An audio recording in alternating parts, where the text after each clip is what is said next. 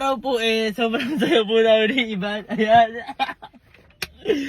Dahil yung araw po dumating na po yung isa sa pinakahihintay po naming regalo para po sa magulang niya, ayan, sa pamilya po niya. Dahil eto po actually dapat nung Christmas pa po to, kaso hindi po umabot at sinakto po namin na ngayong buwan gawin kasi wala pong pasok. Wala siyang pasok, wala pong pasok yung kapatid niya, kaya ito lang po yung pre na date para po dito.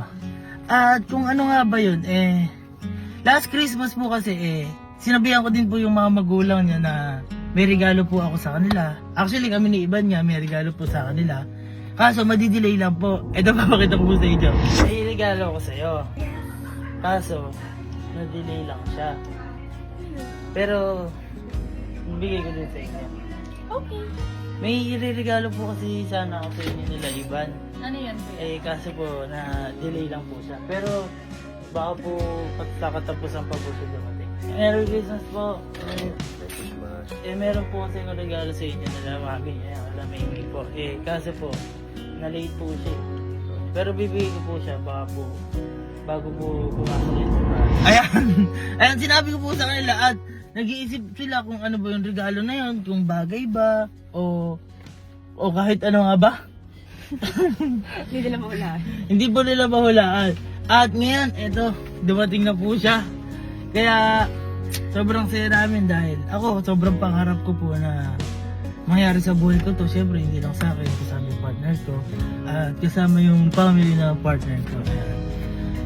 Ano, pakita na natin sa kanila? Actually, ito nga po pala yung sinasabi namin sa inyo na ireregalo namin sa family ni Ivan. Kaya hindi rin po kami nag-mansari. Kumbaga, doon na rin po kami magse-celebrate halos ng mansari namin. Kaya hindi po masyadong bongga. Pinagandaan namin to. Ayan, ito yung pinagandaan namin kasi mansari namin. Yes. Kaya ito, pakita na po namin sa inyo bago po namin pakita sa kanila. At yung regalo po kasi namin sa magulang ni Ivan trip to Boracay! Ayun! Sobrang saya po namin ni Ivan dahil lalong-lalo na po ako dahil kumbaga isang pangarap na naman po ako matutupad dahil sobrang gustong-gusto ko po ito na makapag-travel ako kasama si Ivan. And syempre, kasama din yung family niya. Actually, natutunan ko to kay Kuya Gavin kasi iba pagkasama mo yung partner mo, hindi lang yung partner mo, yung family niya. Syempre, yung mga kapatid mo. Actually, sinet ko po to para po sa family lang mo nila Ivan. At next time na, yung para sa amin nila mama, pag uwi na ng nanay ko, ma, umuwi ka na yun. Ano, ipakita na natin yan? Tara! Siguro si daddy mo na unang tawagin. Sa kanya muna natin pakita. Sige, tara.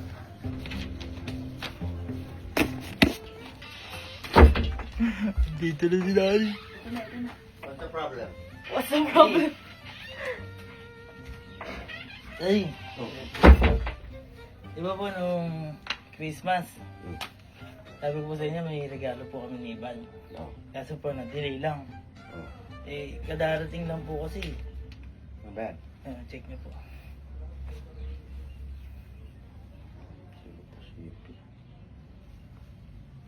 Saan ba siya lang? Oh, Try mo na. Robakay? Oo, bakit? Yan po yung sinasabi po namin na regalo ni Ivan. Kaso dito po namin tinapat yung date po na yan para po wala pa pong Kailan ba pasok to? sila Ivan. Ayan po, January 10 to 13 pa. Maganda ka na ng swimsuit. Hindi, gusto ko bating suit. Bating suit. Totoo siya. May pangalan dyan. May pangarap po yun. Ito po pangarap. Ito po.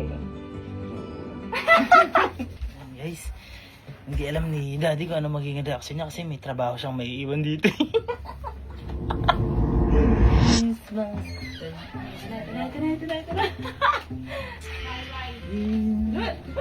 Why?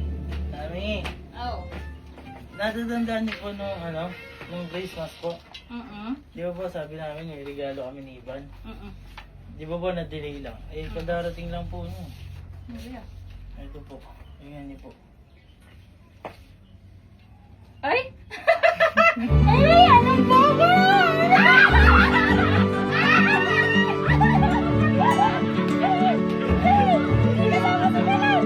Pinaprint nyo lang to eh. Pangalan yan. May pangalan po kayo dito. Ito po.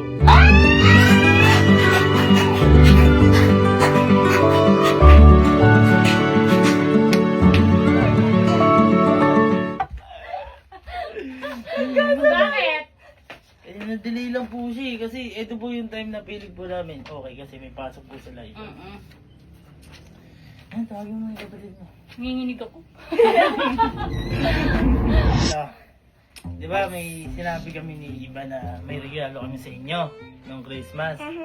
Na-delay siya. Kadarating lang na kasi ngayon. Ito.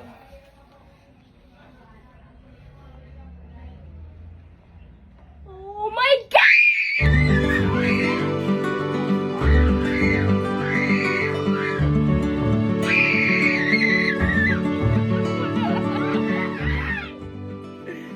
Oh my God! Let's go now!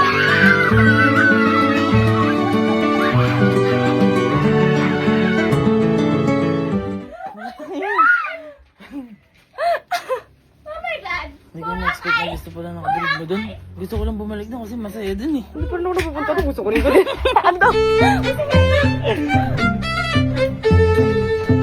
Dahil ito magandang tanong dyan, love. Ano kaya mangyayari sa atin sa Boracay?